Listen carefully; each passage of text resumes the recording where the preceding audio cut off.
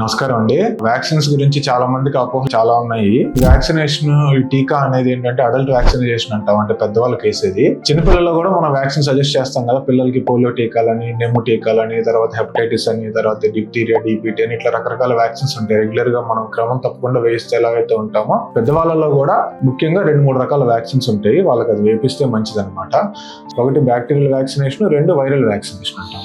Viral vaccine అనేది flu shot. Next bacterial vaccine వచ్చేసి దాంట్లో రకాలు ఉంటాయి. మనం ఎవరికి ఏ రకం ఇవ్వాలి ఏంటి అనేది వారి వయసుని బట్టి సజెస్ట్ చేస్తూ ఉంటాం అనమాట.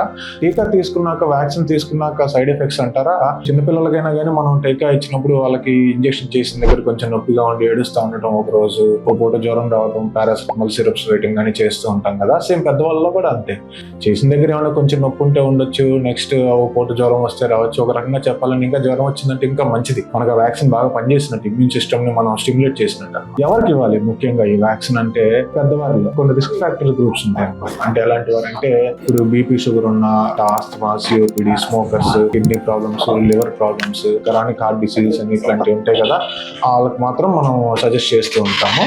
సో వ్యాక్సిన్ తీసుకోవడం మంచిది. దానికి ఏమైనా అపోహలు ఇట్లాంటివి ఉన్నా కానీ కన్సర్న్ డాక్టర్ని ఎవరైతే ఉంటారో వాళ్ళని కన్సల్ట్ చేసి అపోహలు ఇట్లాంటివి ఏమైనా ఉంటే తొలగించుకోవడం మంచిది.